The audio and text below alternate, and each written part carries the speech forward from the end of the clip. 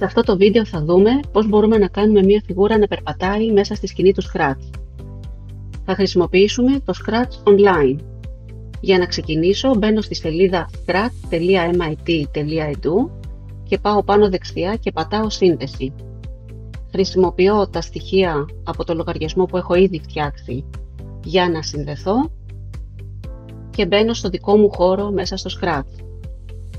Στο μενού στο επάνω μέρος πατάω δημιούργησε και εμφανίζεται το περιβάλλον του Scratch έτσι όπως το γνωρίζουμε και από την έκδοση που μπορεί να έχουμε εγκατεστημένη στον υπολογιστή μας. Όταν μπούμε για πρώτη φορά στο Scratch, μπορεί εδώ οι εντολές στα αριστερά και τα μενού στο επάνω μέρος να εμφανίζονται στα αγγλικά. Για να κάνω τη ρύθμιση να τα βλέπω στα ελληνικά, πηγαίνω πάνω αριστερά εδώ που λέει Settings, στην υδρόγειο σφαίρα που λέει γλώσσα και πάω και βρίσκω τη γλώσσα που με ενδιαφέρει. Οπότε ρυθμίζω με αυτόν τον τρόπο το Scratch να φαίνεται στα ελληνικά. Πάμε να δούμε τώρα πώς θα ξεκινήσουμε να φτιάξουμε το πρόγραμμά μας. Πρώτο βήμα, δεν θα χρειαστώ το γάτο, οπότε πάω εδώ σε αυτό το σημείο, διαγράφω το γάτο. Και στη συνέχεια πάω στα αντικείμενα που μου δίνει το Scratch και θα βρω μια φιγούρα που φαίνεται ότι περπατάει. Είναι η φιγούρα που λέει Avery Walking. Κάνω κλικ και μπαίνει η Avery μέσα στη σκηνή μου. Σε αυτό το σημείο πάμε να δούμε λίγο τι είναι οι ενδυμασίες. Πηγαίνω εδώ στο επάνω μέρος, δίπλα από την καρτέλα κώδικας και πατάω ενδυμασίες. Και βλέπω ότι ο χαρακτήρας αυτός που έχω βάλει μέσα στο Scratch έχει 4 διαφορετικές εικόνες. Κάνοντας κλικ στην κάθε μία, την βλέπω στο κέντρο της οθόνης μου πώς ακριβώς είναι. Παρατηρώ ότι όταν κάνω εναλλαγή ανάμεσα στις φιγούρες, δημιουργείται η ψευδαίσθηση ότι η φιγούρα μου κινείται. Πάμε να δούμε πώς γίνεται αυτό με τις εντολές που μου δίνει το Scratch. Πηγαίνω λοιπόν στην κατηγορία όψης και διαλέγω την εντολή που λέει επόμενη ενδυμασία και την φέρνω στο κέντρο του χώρου εργασίας. Πατώντας την επόμενη ενδυμασία, παρατηρώ μέσα στη σκηνή τι γίνεται με τη φιγούρα μου. Αλλάζουν οι διαφορετικές ενδυμασίες που έχει αυτή η φιγούρα με τη σειρά και έτσι δημιουργείται η ψευδαίσθηση ότι η φιγούρα μου περπατάει. Πώς θα γίνει όμως αυτό με εντολές χωρίς να χρειάζεται εγώ να πατάω κάθε φορά πάνω στην εντολή? Πηγαίνω λοιπόν στην κατηγορία έλεγχος και χρησιμοποιώ την εντολή για πάντα. Θέλω για πάντα να αλλάζουν οι ενδυμασίες και θέλω αυτό να γίνεται όταν πατάω το πράσινο σημαίακι εδώ στο επάνω μέρος. Οπότε πάω και στην κατηγορία συμβάντα και παίρνω την αντίστοιχη εντολή. Όταν γίνει κλικ στο σημαίακι, για πάντα να αλλάζουν οι φιγούρες μου. Πατάω το σημαίακι και βλέπω τι γίνεται. Αλλάζουν λοιπόν οι φιγούρες, αλλά παρατηρώ ότι αυτό γίνεται με πολύ γρήγορο τρόπο. Άρα θέλω να βάλω μία καθυστέρηση χρονική όταν αλλάζουν εδώ οι φιγούρες, οπότε ξαναπηγαίνω στην κατηγορία έλεγχος, βρίσκω την εντολή που λέει περίμενε ένα δευτερόλεπτο και ξαναδοκιμάζω το αποτέλεσμα των εντολών μου. Τώρα βλέπω ότι η καθυστέρηση είναι λίγο παραπάνω από αυτή που ίσως θα ήθελα και δεν φαίνεται το περπάτημα της φιγούρας να είναι τόσο φυσιολογικό, οπότε έρχομαι εδώ και μειώνω την χρονική καθυστέρηση ανάμεσα στην εναλλαγή των ενδυμασιών. Οπότε βάζω 0,5 δευτερόλεπτα, δηλαδή μισό δευτερόλεπτο. Σε αυτό το σημείο πρέπει να προσέξω ότι δεν γράφω 0,5 αλλά τελεία, 0,5 και ξαναπατάω τη σημαία και βλέπω αυτή τη στιγμή ότι η φιγούρα μου φαίνεται ότι περπατάει κανονικά. Πάρα πολύ ωραία. Κάναμε λοιπόν τη φιγούρα μας να φαίνεται ότι κινείται. Όμως φαίνεται ότι μένει στο ίδιο σημείο, άρα πρέπει με κάποιο τρόπο να μετακινείται και μέσα στη σκηνή για να φαίνεται ότι περπατάει. Πηγαίνω στην κατηγορία κίνηση και παίρνω την εντολή κινήσου 10 βήματα. Την ελέγχω να δω τι κάνει πατώντας επάνω της, κάνοντας κλικ και βλέπουμε ότι μετακινεί τη φιγούρα μου. Άρα εισάγω και αυτή την εντολή μέσα στο για πάντα, δηλαδή για πάντα θέλω η φιγούρα μου να κινείται, να αλλάζει ενδυμασία και να περιμένει μισό δευτερόλεπτο. Και πάμε να δούμε τώρα τι γίνεται. Οπότε φαίνεται η φιγούρα μου ότι περπατάει τώρα μέσα στη σκηνή μου. Την αφήνω να φτάσει μέχρι το τέλος για να δω τι γίνεται. Φτάνοντας λοιπόν η φιγούρα στο τέλος, φαίνεται ότι κολλάει εκεί, συνεχίζει να περπατάει, να αλλάζει ενδυμασίες, αλλά μένει στην άκρη της σκηνής. Οπότε πάμε να δούμε τώρα πώς θα κάνουμε τη φιγούρα μας να μπορεί να γυρίζει πίσω όταν φτάνει στο τέλος της σκηνής. Πάμε στην κατηγορία πάλι κίνηση, εδώ που βρισκόμασταν από πριν, και βλέπουμε την εντολή που λέει «εάν σε όριο αναπήδησε». Η εντολή αυτή τι κάνει? Όταν το αντικείμενό μας, όταν η φιγούρα μας φτάσει στο τέλος της σκηνής και καταλάβει ότι βρίσκεται στο όριο της σκηνής, τότε γυρίζει ανάποδα. Άρα, μέσα στο για πάντα βάζουμε και αυτόν τον έλεγχο. Πάμε να δούμε τι συμβαίνει.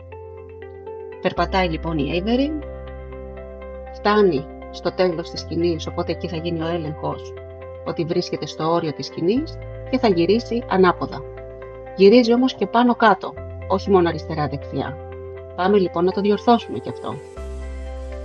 Από την κατεύθυνση θα διορθώσουμε εδώ πέρα να μην φαίνεται ότι είναι αναποδογυρισμένη, βάζοντας τον αριθμό 90 στην κατεύθυνση, και παίρνουμε την εντολή «όρισε τρόπο περιστροφής αριστερά-δεξιά».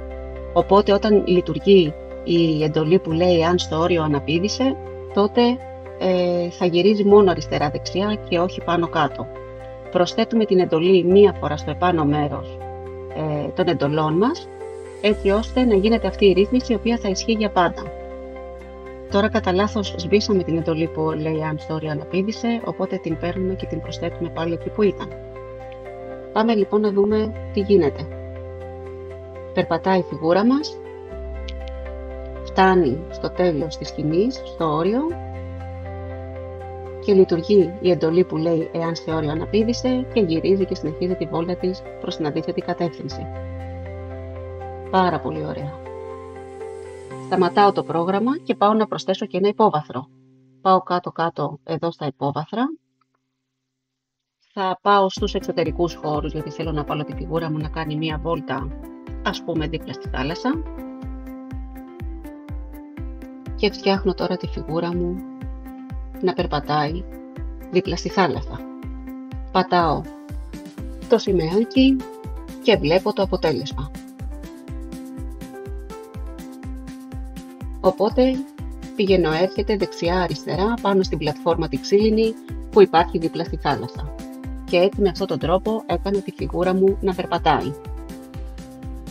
Να δούμε αν θα φτάσει και στο άλλο άκρο, αν θα γυρίσει πίσω και με ποιο τρόπο. Οπότε βλέπω ότι το πρόγραμμά μου λειτουργεί κανονικά. Ολοκλήρωσα έτσι το πρόγραμμα της φιγούρας που περπατάει και πάμε να δούμε τώρα κάποια πράγματα που είναι χρήσιμα όταν δουλεύουμε με το Scratch μέσα στην πλατφόρμα του. Πρώτο που μπορούμε να δούμε, εδώ στο επάνω μέρος μας βάζει ένα όνομα το Scratch από μόνο του, ανάλογα με τα προγράμματα που έχουμε φτιάξει, οπότε καλό είναι να κάνουμε εδώ κλικ, να σβήσουμε το όνομα που μας δίνει και να δώσουμε ένα δικό μας όνομα στο πρόγραμμά μας. Για παράδειγμα λέω περπάτημα. Δεύτερο, εδώ πάνω έχει ένα πορτοκαλί κουμπί που λέει μοιραστείτε. Τι συμβαίνει με το Scratch όταν το χρησιμοποιώ online? Όταν έχω συνδεθεί στο πρόγραμμά μου, τα προγράμματα που φτιάχνω μένουν μέσα στο λογαριασμό μου. Εάν θέλω να μπορούν να τα βλέπουν και οι άλλοι, χρειάζεται να πατήσω το μοιραστείτε και τώρα το πρόγραμμά μου γίνεται δημόσιο. Μου το εμφανίζει εδώ επάνω, συγχαρητήρια που μοιραστήκατε το έργο σας, άλλοι μπορούν τώρα να το δοκιμάσουν, να γράψουν σχόλια και να το αναμίξουν. Να το αναμίξουν σημαίνει να χρησιμοποιήσουν ένα αντίγραφό του έτσι ώστε να το αλλάξουν, να το εμπλουτίσουν και να το χρησιμοποιήσουν και οι ίδιοι όπως θέλουν. Λοιπόν, καλό είναι εδώ που λέει οδηγίες να γράφουμε κάποιες οδηγίες για αυτούς που θα δουν το πρόγραμμά μας. Για παράδειγμα, μια φιγούρα που περπατάει. Μόνο αυτό κάνει τώρα το πρόγραμμά μου, δεν κάνει κάτι άλλο. Θα μπορούσα, αν είχα φτιάξει ένα παιχνίδι, να γράψω σε αυτό το σημείο τις οδηγίες του παιχνιδιού. Εδώ που λέει σημειώσεις και αναφορές, καλό είναι να συμπληρώνω αν έχω πάρει κάποια εικόνα από κάποιον άλλον που τη τρίκα, αν χρησιμοποιώ μουσική από κάπου αλλού, από πού είναι αυτή η μουσική και διάφορες άλλες πληροφορίες για τα στοιχεία που έχω χρησιμοποιήσει στο πρόγραμμά μου. Και εδώ στο κάτω μέρος μπορώ να αφήσω ενεργό το σχολιασμό, έτσι ώστε όσοι βλέπουν το πρόγραμμά μου να μπορούν εδώ να μου γράφουν σχόλια, ή αν δεν θέλω να γράφουν σχόλια μπορώ να το απενεργοποιήσω. Στην περίπτωση τώρα που θέλω να στείλω το πρόγραμμά μου σε κάποιον άλλο να το δει, τι κάνω? πατάω εδώ το move κουμπί που λέει αντιγραφή υπερσυνδέσμου, ξαναπατάω το αντιγραφή συνδέσμου σε αυτό το σημείο, κλείνω το παράθυρο και αυτό το σύνδεσμο που έχω αντιγράψει τον στέλνω με κάποιο μήνυμα, με κάποιο email ή με όποιον άλλον τρόπο θέλω στον παραλήπτη που θέλω να δει το πρόγραμμά μου. Όποιος πάρει αυτό το σύνδεσμο θα μπει σε αυτή τη σελίδα, οπότε θα βλέπει το πρόγραμμά μου, πατώντας το σημαίακι θα βλέπει τι κάνει το πρόγραμμά μου και αν είναι γραμμένοι με λογαριασμό στο Scratch θα μπορούν βέβαια να δουν μέσα στο πρόγραμμα τις εντολές του και φυσικά να το κάνουν και ανάμειξη, δηλαδή να δημιουργήσουν, όπως είπαμε, ένα αντίγραφο στο δικό τους λογαριασμό και να συνεχίσουν να χρησιμοποιούν αυτό το πρόγραμμα. Τώρα που έχω ξαναμπεί στις εντολές, εδώ πάνω παρατηρώ ότι δεν υπάρχει το πορτοκαλί κουμπί που λέει μοιραστείτε, αλλά μου λέει σε κοινή χρήση, οπότε καταλαβαίνω ότι το έχω ήδη μοιραστεί αυτό το πρόγραμμα. Και αν θέλω να ξαναδώ τη σελίδα του, πατάω δίπλα που λέει δείτε τη σελίδα του έργου και ξαναμπαίνω σε αυτό το σημείο. Αυτά για αρχή από το Scratch Online.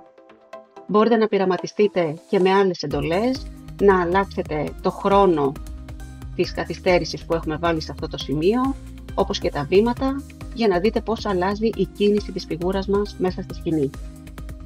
Καλή συνέχεια!